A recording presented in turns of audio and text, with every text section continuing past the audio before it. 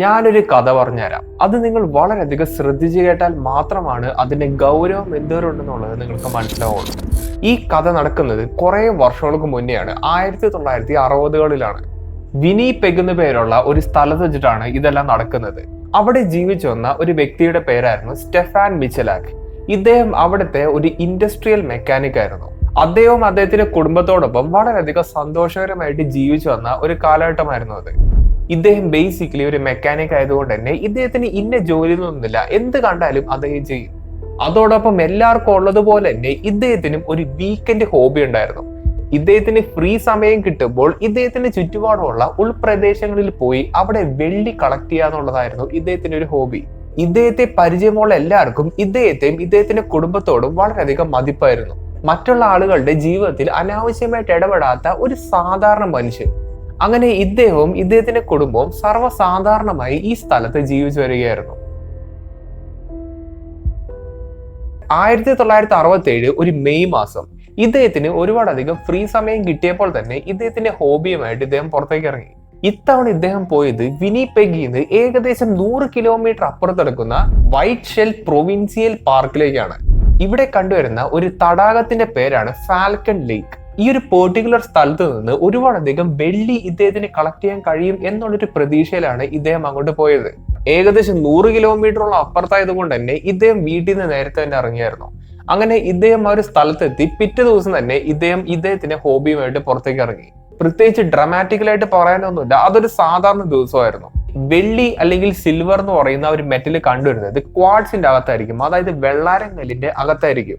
അതും ഇത്തരം വെള്ളാരം കല്ലുകൾ ഇതേപോലുള്ള തടാകങ്ങളുടെ സമീപത്തായിരിക്കും ഏറ്റവും കൂടുതൽ കണ്ടുവരിക. അതുകൊണ്ട് തന്നെ ഇദ്ദേഹം വെള്ളി അന്വേഷിച്ച് പോകുന്നത് ഒരുപാടധികം ചുറ്റുകയും ടൂൾസ് ഒക്കെ വെച്ചിട്ടാണ്. അതായത് ഈ കല്ലുകളൊക്കെ പൊട്ടിച്ച് അതിനകത്ത് വെള്ളി ഉണ്ടോന്ന് ഇദ്ദേഹം നോക്കുന്നു.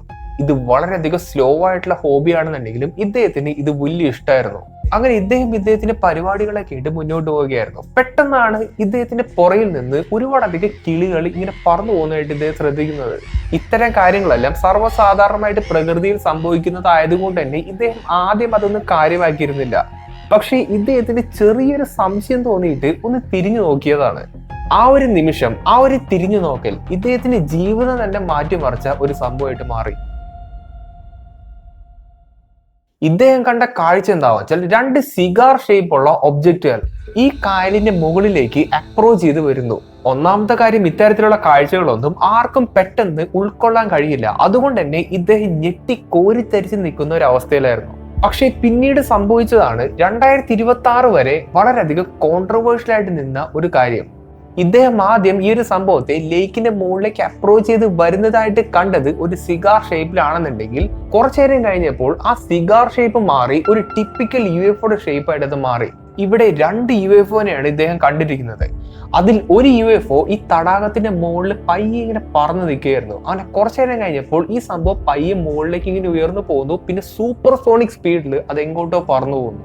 ഇത്രയും വേഗതയിൽ ഇൻസ്റ്റന്റേനിയസ് ആക്സിലറേഷനോടെയാണ് ഈ ഒരു സംഗതി പോയിരിക്കുന്നത്. എന്നിട്ട് പോലും യാതൊരു രീതിയിലുള്ള ശബ്ദവും അവിടെ പുറപ്പെടുവിച്ചിട്ടില്ല. എന്നാൽ ഈ UFOയോടൊപ്പം ഉണ്ടായിരുന്ന രണ്ടാമത്തെ UFO ഈ തടാകത്തിന്റെ അടുത്ത് വന്ന് ലാൻഡ് ചെയ്തതായിട്ടാണ് ഇദ്ദേഹം കണ്ടത്. പിന്നെ വേറൊരു കാര്യം എന്താ വെച്ചാൽ ഇദ്ദേഹം ഈ ഒരു സംഭവത്തെ ആദ്യമായിട്ട് കാണുമ്പോൾ ഈ ഒരു സംഭവത്തിന്റെ നിറം എന്ന് പറയുന്നത് ഒരു തിളങ്ങുന്ന റെഡ് കളറായിരുന്നു. അങ്ങനെ കുറച്ചു നേരം കഴിഞ്ഞപ്പോൾ ആ കളറ് മാറിയിട്ട് അത് പയ്യെ ഓറഞ്ച് കളറായി. പിന്നീട് ഈ ഒരു സംഭവം വന്ന് ലാൻഡ് ചെയ്ത് കഴിഞ്ഞപ്പോൾ അതിന്റെ കളറ് ഗ്രേ കളറായി മാറി. ഇങ്ങനത്തെ ഒരു കാഴ്ച ഇദ്ദേഹം കണ്ടതുകൊണ്ട് തന്നെയും ഇദ്ദേഹം പ്രൊഫഷണലി ഒരു മെക്കാനിക് ആയതുകൊണ്ട് തന്നെയും ഇദ്ദേഹം പറയുന്നത് ഒരു ചൂടുള്ള ഓബ്ജക്റ്റ് പെട്ടെന്ന് തണുത്ത് വരുന്ന അതേ ഒരു കളർ ഡിഫറൻസ് ആണ് ഇദ്ദേഹം അതിൽ കണ്ടതെന്നുള്ളതാണ്. ഈ പറഞ്ഞ കാര്യങ്ങളെല്ലാം നടന്നിരുന്നത് ഇദ്ദേഹത്തിന്റെ കൺമുന്നിൽ വെച്ചായിരുന്നു. പെട്ടെന്നാണ് ഇദ്ദേഹത്തിന് സ്ഥലകാല ബോധമൊക്കെ വന്നതും ഇദ്ദേഹം ആ ഒരു സ്ഥലത്ത് നിന്ന് മാറി ഒരു കല്ലിന്റെ പുറകെ പോയിരിക്കുന്നതും. അങ്ങനെ ഏകദേശം അരമണിക്കൂറോളം ഇദ്ദേഹം ആ കല്ലിന്റെ ബാക്കിൽ നിന്ന് ഈ ഒരു സംഭവത്തെ ഒബ്സർവ് ചെയ്തു. ഏകദേശം ഒരു അരമണിക്കൂർക്ക് ശേഷം ഈ ഒരു ഒബ്ജക്റ്റിന്റെ സൈഡിൽ നിന്ന് എന്തോ ഒരു ഡോറ് പോലത്തെ സംഭവം ഇങ്ങനെ സ്ലൈഡ് ഓപ്പൺ ചെയ്തു എന്നാണ് ഇദ്ദേഹം പറയുന്നത്. അതിനുള്ളിലൂടെ വളരെയധികം ബ്രൈറ്റ് ആയിട്ടുള്ള പ്രകാശം വന്നു എന്നാണ് ഇദ്ദേഹം പറയുന്നത്. ആദ്യം ഇദ്ദേഹത്തിന് പേടി തോന്നിയെങ്കിലും ഈ ഒരു സംഭവത്തെ ഇദ്ദേഹം ഏകദേശം ഒരു അരമണിക്കൂറിന്റെ മുകളിലായിട്ട് ഒബ്സർവ് ചെയ്യുന്നത് കൊണ്ട് തന്നെ പയ്യെ ഇദ്ദേഹത്തിന്റെ പേടിയൊക്കെ പോയി തുടങ്ങി. അങ്ങനെ ഇദ്ദേഹത്തിന്റെ ഉള്ള ധൈര്യം മുഴുവൻ എടുത്തുകൊണ്ട് ഇതെന്താണെന്ന് ചെന്ന് അന്വേഷിക്കാൻ വേണ്ടി ഇദ്ദേഹം തീരുമാനിക്കുന്നു. അങ്ങനെ ഇദ്ദേഹം ഈ ഒരു ഒബ്ജക്റ്റിന്റെ അടുത്തേക്ക് നടന്നു പോകും. ഇദ്ദേഹം ഈ ഒരു UFOനെ കണ്ടിരിക്കുന്നത് 1967 മെയ് 20 രാവിലെ ഒരു 11:15 ആയപ്പോഴാണ്. ഇത് ഇദ്ദേഹത്തിന്റെ ജീവിതം തന്നെ മാറ്റിമറിച്ച ഒരു സംഭവമായതുകൊണ്ട് തന്നെ ഇദ്ദേഹത്തിന് വേണമെങ്കിൽ ഇതേ സമയം, ഇതേ ലൊക്കേഷൻ, ഇതേ ഡേറ്റ് വെച്ച് നമുക്കൊരു സ്റ്റാർ മാപ്പിനെ റീക്രിയേറ്റ് ചെയ്തെടുക്കാൻ കഴിയുമായിരുന്നു. ഇതുപോലെ തന്നെ നമ്മുടെ ഓരോരുത്തരുടെ ജീവിതത്തിലും പല പല സ്പെഷ്യൽ ആയിട്ടുള്ള മൂവ്മെന്റ്സ് ഉണ്ടാവും. 1997 ഫെബ്രുവരി 9 രാവിലെ ഒരു 10:30 ആയപ്പോഴാണ് എന്റെ പപ്പയും മമ്മിയും വിവാഹം കഴിച്ചത്. ഇത് ഇവരുടെ ജീവിതത്തിലെ ഒരു ടേണിംഗ് പോയിന്റ് ആയതുകൊണ്ട് തന്നെ ഇതിനെ നമുക്കൊരു സ്റ്റാർ മാപ്പിലൂടെ പ്രിസർവ് ചെയ്യാൻ പറ്റും. അതായത് ഇവർ വിവാഹം കഴിച്ച ആ ഒരു സ്ഥലം, ആ ഒരു വർഷം, ആ ഒരു സമയം, ആ ഒരു പെർട്ടിക്കുലർ സമയത്ത് ഇവർ ആകാശത്തേക്ക് നോക്കിയാൽ കാണുന്ന നക്ഷത്രങ്ങളുടെ പാറ്റേൺ ആണ് ഇവരുടെ പുറയിൽ കാണാൻ കഴിയുന്നത്. ഭൂമിയും നമ്മുടെ സോളാർ സിസ്റ്റം കണ്ടിന്യൂസ്ലി ഗാലക്സിയിലൂടെ യാത്ര ചെയ്യുന്നത് കൊണ്ട് തന്നെ ഒരിക്കലും ഈ ഒരു പാറ്റേൺ ഇനി റിപ്പീറ്റ് അടിച്ച് വരികയില്ല. അതായത് ഒരു വ്യക്തിക്ക് കൊടുക്കാൻ പറ്റിയ ഏറ്റവും സ്പെഷ്യൽ ആയിട്ടുള്ളതും ഏറ്റവും യുണീക്ക് ആയിട്ടുള്ള ഒരു ഗിഫ്റ്റ് ഓപ്ഷൻ തന്നെയാണ് ശരിക്കും ഇത്. ഇതുവരെ നമ്മളൊരു കുട്ടിയുടെ മാമോദീസയ്ക്കുള്ള പരിപാടി ചെയ്തിട്ടുണ്ട്, ഒരു കുടുംബത്തിന് മുഴുവൻ സ്റ്റാർ മാപ്പ് ഒറ്റയടിക്ക് ചെയ്തു കൊടുത്തിട്ടുണ്ട്. അങ്ങനെ പല പല ഓർഡേഴ്സ് ആണ് നമുക്ക് പലയിടത്തു നിന്നും വരുന്നത്. ഇനിയിപ്പോ നിങ്ങളുടെ സുഹൃത്തിന്റെ വിവാഹം ഇനി നടക്കാൻ പോകുന്നതേ ഉള്ളൂ എന്ന് വിചാരിക്കുക, അതിന്റെ സ്റ്റാർ മാപ്പ് വേണമെങ്കിലും നമുക്ക് ഇവിടുന്ന് റീക്രിയേറ്റ് ചെയ്തെടുക്കാൻ കഴിയും. ഞാനിതെല്ലാം പറയുന്നത് സ്റ്റാർ മാപ്പിനെ പറ്റി ഒരുപാട് ആൾക്കാർ എൻക്വയറി ചെയ്തായിരുന്നു. അവർക്ക് ആർക്കും ഇതിനെ പറ്റിയിട്ട് ഒരു കറക്റ്റ് ഐഡിയ കിട്ടിയിട്ടില്ല എന്നുള്ളൊരു കാര്യമാണ് എനിക്ക് അതിൽ നിന്ന് മനസ്സിലായത്. അപ്പൊ അതൊന്ന് ക്ലിയർ ആക്കാൻ വേണ്ടിയിട്ടാണ് ഞാൻ ഈ ഒരു സെക്ഷൻ ഇതിനകത്ത് കൊണ്ടിട്ടത്. നിങ്ങൾക്ക് ഇതേപോലുള്ള വളരെയധികം പ്രീമിയം ആയിട്ടുള്ള കസ്റ്റം സ്റ്റാർ മാപ്പ് ചെയ്യാൻ താല്പര്യമുണ്ടെങ്കിൽ താഴെ കൊടുത്തിരിക്കുന്ന നമ്പറുമായിട്ട് കോൺടാക്ട് ചെയ്താൽ മതി. എന്തായാലും ഇദ്ദേഹം UFOനെ കണ്ട ഒരു സമയത്ത് സ്റ്റാർ മാപ്പ് ചെയ്യില്ലെന്നുള്ള ഒരു കാര്യം എനിക്ക് ഉറപ്പാണ്. അത് എന്തുകൊണ്ടാണെന്ന് ഞാനിപ്പോ പറഞ്ഞുതരാം. നേരത്തെ പറഞ്ഞ പോലെ ഇദ്ദേഹം ഒരു ഇൻഡസ്ട്രിയൽ മെക്കാനിക് ആണ്. അതുകൊണ്ട് തന്നെ ആ കാലത്തെ വെൽഡിംഗ് ടെക്നിക്സും രണ്ട് ഒബ്ജക്റ്റുകൾ തമ്മിൽ ജോയിൻ ചെയ്യാൻ ഉപയോഗിക്കുന്ന ബിൽഡിംഗ് ടെക്നിക്സ് എല്ലാം ഇദ്ദേഹത്തിന് നല്ല രീതിയിൽ പരിചയം ഉണ്ടായിരുന്നു. അതും ഇദ്ദേഹം വളരെയധികം കെയർഫുൾ ആയിട്ടുള്ള ഒരു വ്യക്തി ആയതുകൊണ്ട് തന്നെ ഇദ്ദേഹം ആദ്യം തന്നെ നോട്ടീസ് ചെയ്തത് ഈ ഒരു ഒബ്ജക്റ്റിന്റെ ബിൽഡാണ്. ഇവിടെ ഇദ്ദേഹത്തിന് യാതൊരു രീതിയിലുള്ള എഞ്ചിനും കാണാൻ കഴിയുന്നില്ല, ഒരു വെൽഡിന്റെ മാർക്കോ കാണാൻ കഴിയുന്നില്ല, റിവറ്റുകൾ കാണാൻ കഴിയുന്നില്ല, ഒന്നും തന്നെ കാണാൻ കഴിയുന്നില്ല. വളരെയധികം സ്മൂത്ത് ആയിട്ടുള്ള ഒരു നല്ല പോളിഷ് ചെയ്ത് വെച്ചിരിക്കുന്ന ഒരു സംഭവം പോലെയാണ് ഇദ്ദേഹം ആ ഒരു സംഭവത്തെ കണ്ടത്. അങ്ങനെ ഓരോരോ കാര്യങ്ങൾ ഇദ്ദേഹം ഒബ്സർവ് ചെയ്ത് നടന്ന് ഈ ഒരു സംഭവത്തിന്റെ അടുത്തെത്തി. ഈ അടുത്തെത്തിയപ്പോഴായിക്കോട്ടെ ഇദ്ദേഹത്തിന്റെ സ്വന്തം റിഫ്ലക്ഷൻ ആ ഒരു സംഭവത്തിൽ നിന്ന് ഇദ്ദേഹത്തിന് കാണാൻ പറ്റി. ഇതെന്താണ് ഇദ്ദേഹത്തിന് തൊട്ടു മുന്നിൽ വന്ന് നിൽക്കുന്നത് എന്ന് മനസ്സിലാക്കാൻ കഴിയാതെ ഇദ്ദേഹം അങ്ങോട്ടും ഇങ്ങോട്ടൊക്കെ നോക്കി നിൽക്കുകയായിരുന്നു. പെട്ടെന്നാണ് ഈ ഒരു സംഭവത്തിന്റെ അകത്തുനിന്ന് ആരൊക്കെയോ സംസാരിക്കുന്ന ശബ്ദങ്ങൾ ഇദ്ദേഹം കേൾക്കുന്നത്. 1967 എന്ന് പറയുന്നത് കോൾഡ് വാർ എന്ന് പറയുന്ന ഒരു കാലഘട്ടമാണ്. അമേരിക്കയും സോവിയറ്റ് യൂണിയനും തമ്മിലുള്ള ടെക്നോളജിക്കൽ മത്സരമായിരുന്നു. അതായത് ആരുടെ കൈവശമാണ് ഏറ്റവും മാക്സിമത്തിൽ നിൽക്കുന്ന ടെക്നോളജി ഉള്ളത് എന്ന ഒരു കഠിന മത്സരമായിരുന്നു ഈ കാലഘട്ടത്തെല്ലാം നടന്നുപോയത്. അതുകൊണ്ട് തന്നെ ഇദ്ദേഹം വിചാരിച്ചിരുന്നത് ഇത് ചിലപ്പോ എനിമി എയർക്രാഫ്റ്റ് എന്തെങ്കിലും ആയിരിക്കും എന്നുള്ളതാണ്, അല്ലെങ്കിൽ അമേരിക്കയുടെ തന്നെ കൈവശമുള്ള എന്തെങ്കിലും ടോപ്പ് സീക്രട്ട് ആയിട്ടുള്ള മെഷീൻസ് ആയിരിക്കുമെന്നാണ് ഇദ്ദേഹം ആദ്യം വിചാരിച്ചത്. ഇവിടെ ഏലിയൻ ആണെന്നുള്ളതോ എക്സ്ട്രാ ടെറസ്ട്രിയൽ എന്നുള്ളതോ അങ്ങനത്തെ ഒരു സംഭവമേ ഇദ്ദേഹത്തിന്റെ നിഘണ്ടുവിൽ ഉണ്ടായിരുന്നില്ല. അതുകൊണ്ട് തന്നെ ഇദ്ദേഹം ആദ്യം വിചാരിച്ചത് ഈ ഒരു സംഭവത്തിന് എന്തെങ്കിലും ഒരു തകരാറ് പറ്റിയിട്ട് അത് ഇവിടെ കൊണ്ടുവന്ന് ലാൻഡ് ചെയ്തതാണെന്നാണ്. അതുകൊണ്ട് തന്നെ ഇദ്ദേഹം ഉറക്കെ ഒരുപാട് അധികം ചോദ്യങ്ങൾ ഇങ്ങനെ ചോദിക്കാൻ തുടങ്ങി. എന്തെങ്കിലും പ്രശ്നമുണ്ടോ എന്നൊക്കെ ഇങ്ങനെ ചോദിക്കാൻ തുടങ്ങി. ആദ്യം ഇദ്ദേഹം ഇംഗ്ലീഷിലാണ് ചോദിച്ചത്, പക്ഷേ ഇദ്ദേഹത്തിന് പ്രത്യേകിച്ച് മറുപടി ഒന്നും കിട്ടിയില്ല. അപ്പോൾ ഇദ്ദേഹം വിചാരിച്ചു ഇത് നമ്മുടെ നാട്ടുകാരുടെ സംഭവമല്ല, ഇത് വേറെ എന്തെങ്കിലും ഒരു സംഭവമായിരിക്കും ഇദ്ദേഹം വിചാരിച്ചു. അതുകൊണ്ട് തന്നെ ഇദ്ദേഹം റഷ്യനിൽ ചോദിച്ചു നോക്കി, പക്ഷെ വീണ്ടും മറുപടി കിട്ടിയില്ല. അങ്ങനെ ഇദ്ദേഹത്തിന് അറിയാവുന്ന ഒട്ടുമിക്ക ഭാഷയിലും ഇദ്ദേഹം സംസാരിച്ചു നോക്കി, പക്ഷെ ഇതിൽ നിന്ന് കമാന്നൊരക്ഷരം പിന്നീട് അദ്ദേഹം കേട്ടില്ല.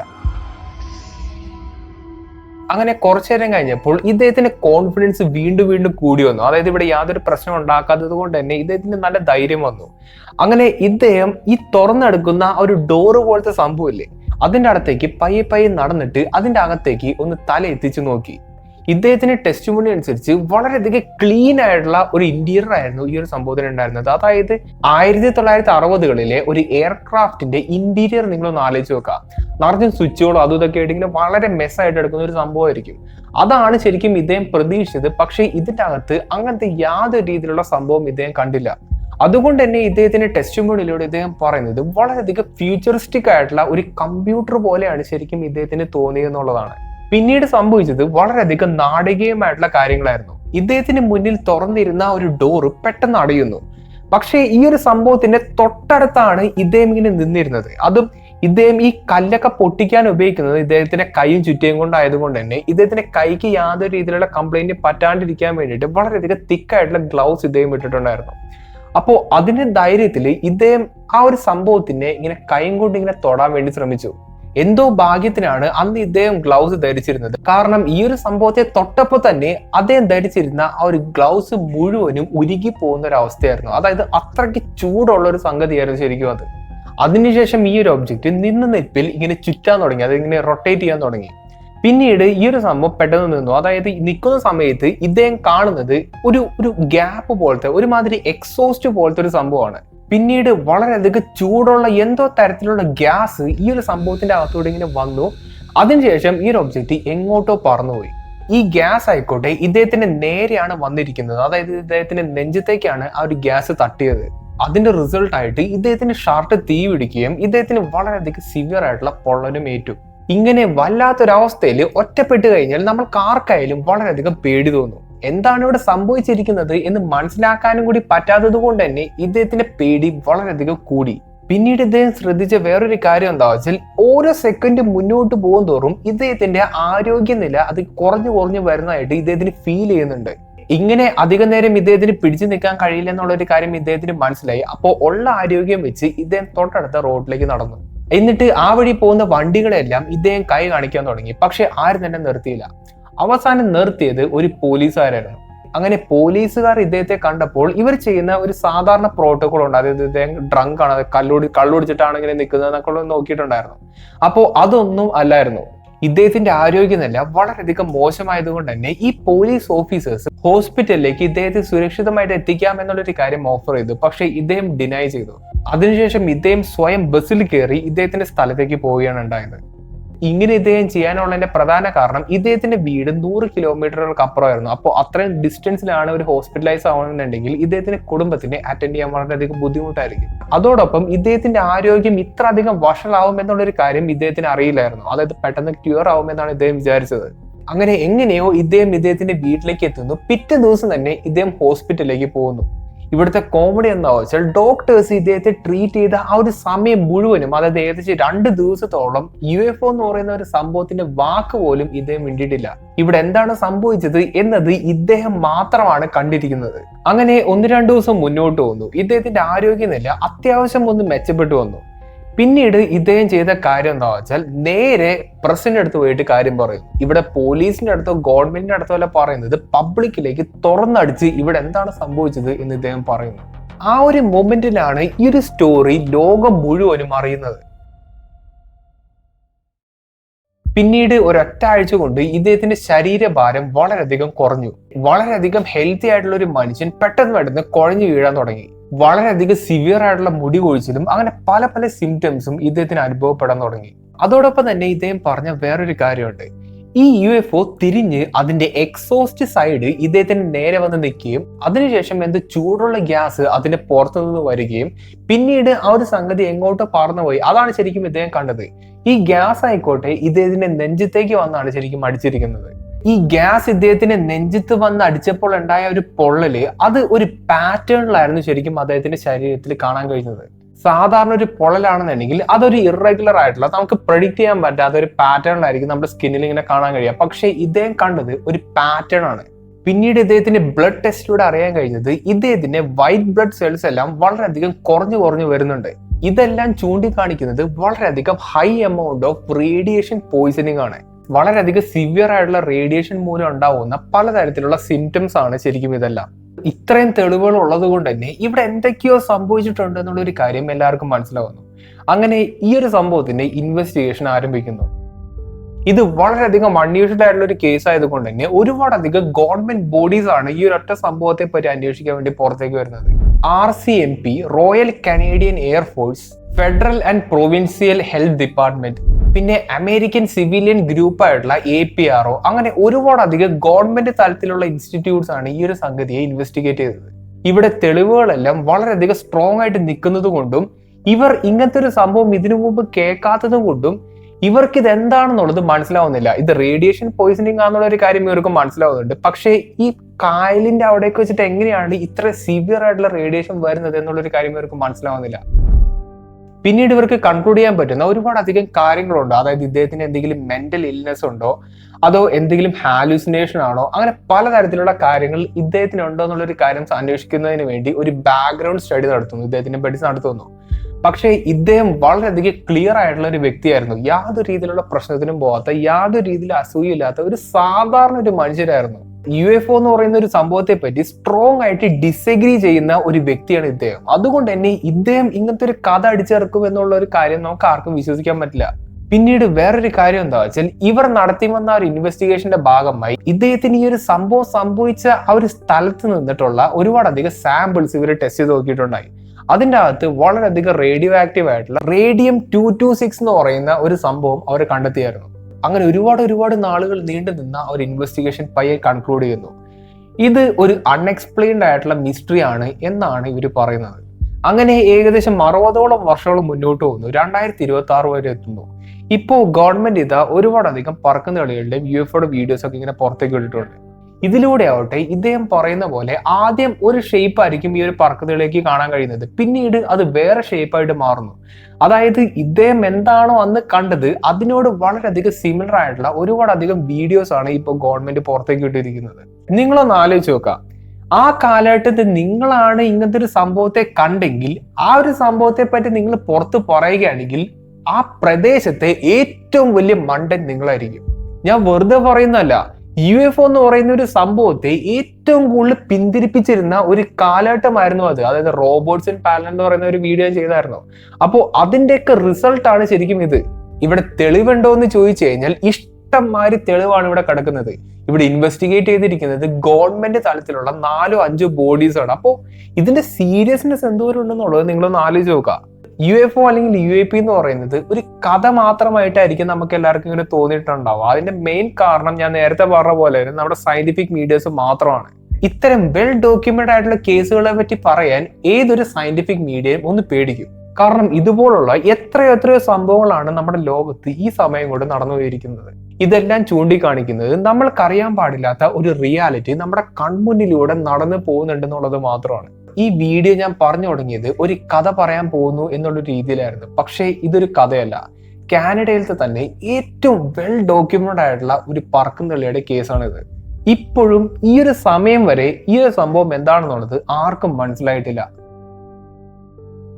ഈ ഒരു ഇൻസിഡന്റ് നിങ്ങൾ ആദ്യമായിട്ടാണ് കേൾക്കുന്നത്, അല്ലെങ്കിൽ നിങ്ങൾക്ക് ഇതേപോലുള്ള എന്തെങ്കിലും അനുഭവങ്ങൾ ഉണ്ടായിട്ടുണ്ടോ? മാക്സിമം ഒന്ന് കമന്റ് ചെയ്ത് അറിയാൻ ശ്രമിക്കാം. അപ്പോൾ നല്ലൊരു സയൻസിനെ മാത്രം ബയസ് ചെയ്ത് സംസാരിക്കാത്ത ഒരു ടോപ്പിക് ആയിട്ട് നമുക്ക് ഇനി അടുത്ത വീഡിയോ കാണാം.